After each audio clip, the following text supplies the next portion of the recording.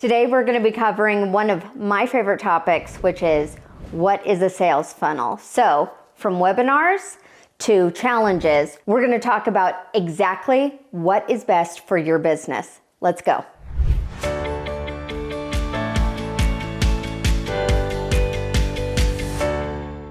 What's the difference between a good sales funnel and a great sales funnel? We're going to break that down.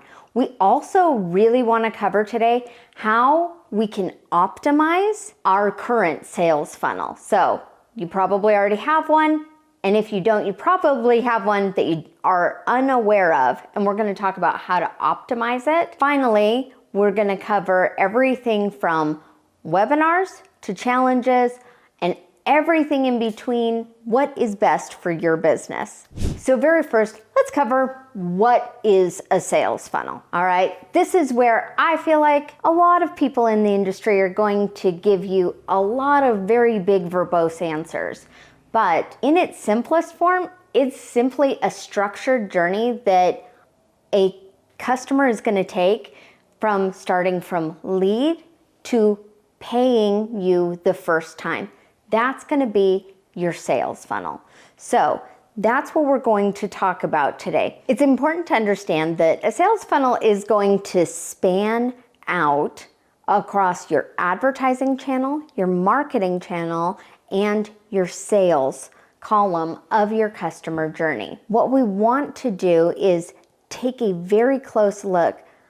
Our advertising is going to be that awareness, where people are seeing us and how they're going to get over here to marketing, where they feel comfortable giving us their name, email, phone number, whatever that is, in order to begin.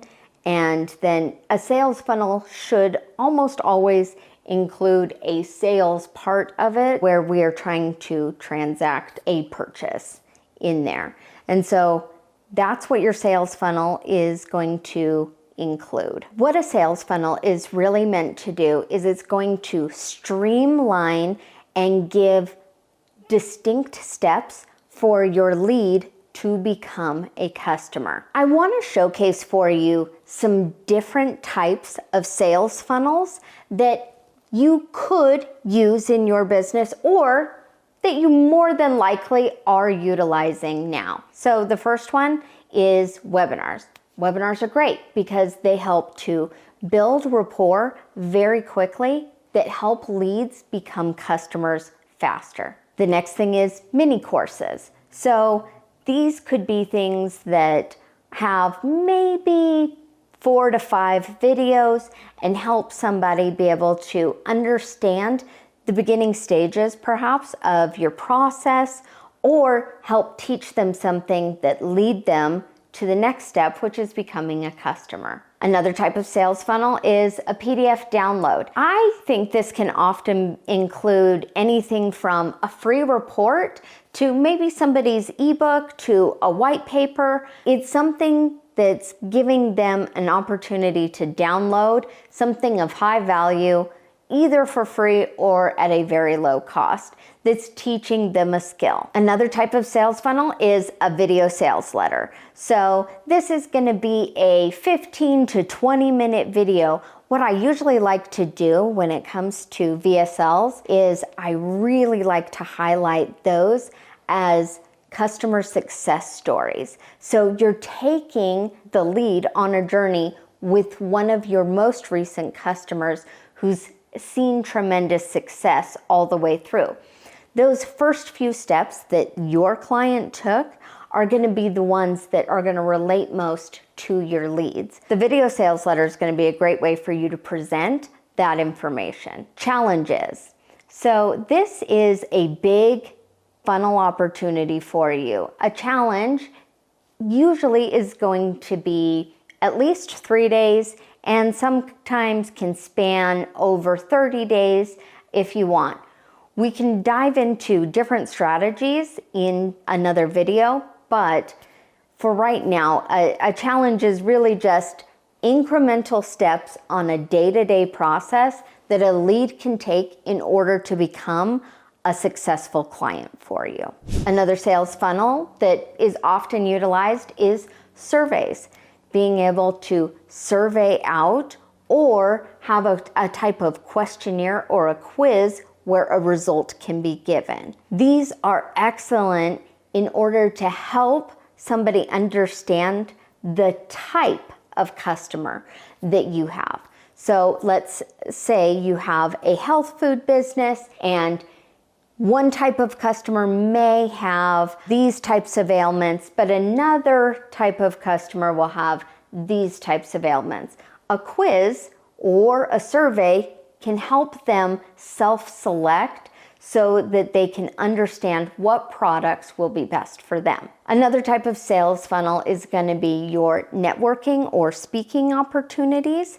These are an excellent form. This can also include podcasts. So having a sales funnel directed towards podcast listeners or to the listeners of a presentation. These are an excellent way for you to be able to speak to either the listeners of a podcast or those who hear you speak at a speaking event. Finally, we have newsletters.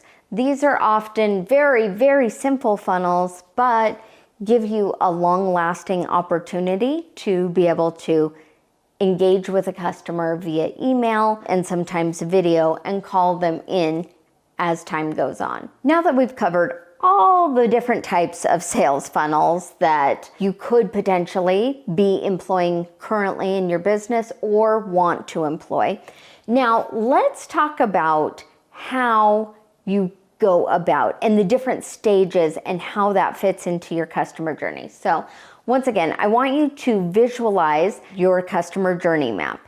And remember, the sales funnel part of it, it's going to include things like in the advertising column, the marketing column, and the sales column. So let's take webinars as an example. Let's say that's what I am going to go through. That's the sales funnel I've chosen to blueprint out. The first thing that I want to think of is I'm going to start at the beginning here. How do I want to advertise this out? How am I going to make people aware that I am having a webinar?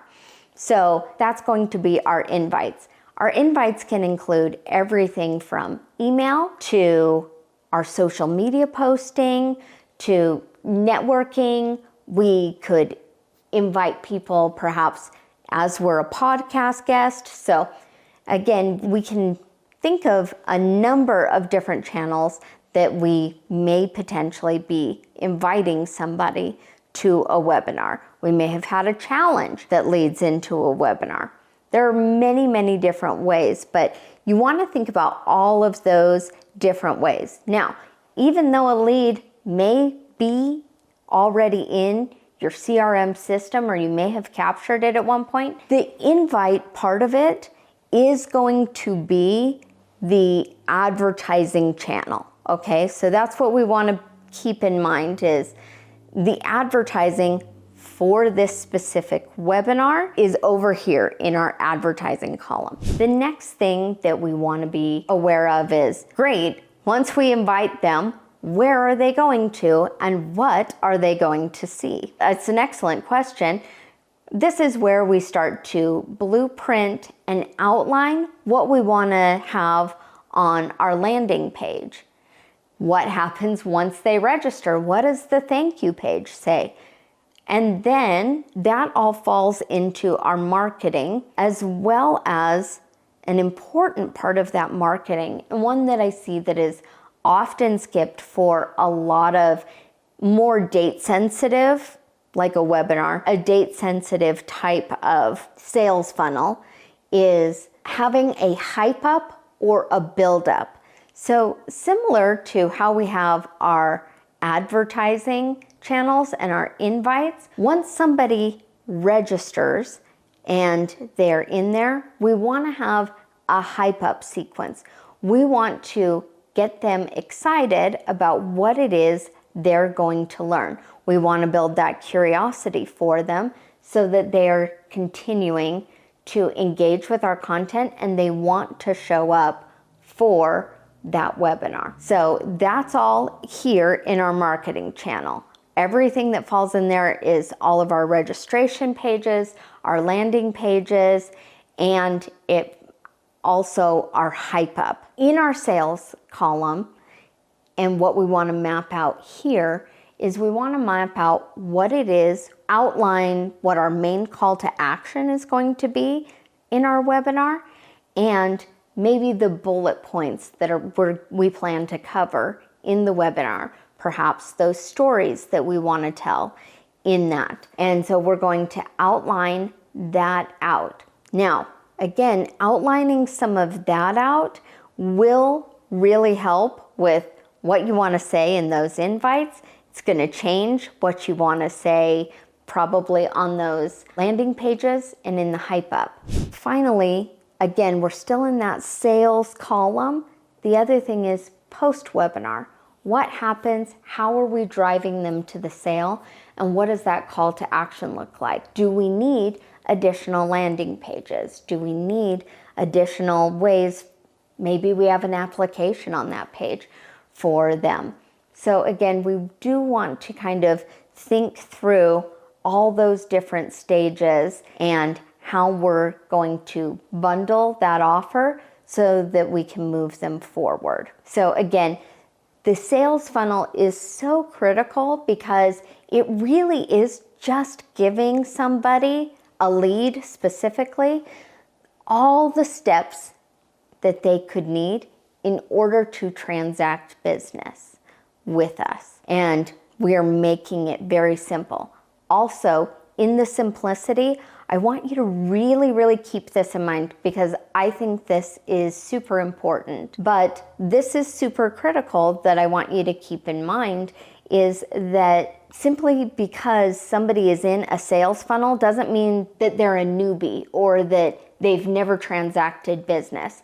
It's those steps that they need to take in order to ascend to possibly the next level or move forward in transacting business. So I want you to really remember that a sales funnel can happen at multiple stages in your business. And if you want to understand this in greater detail, I want you to go and check out this video where we dive deeper into sales funnels, but specifically the overall customer journey and how you can map that and build that in your business.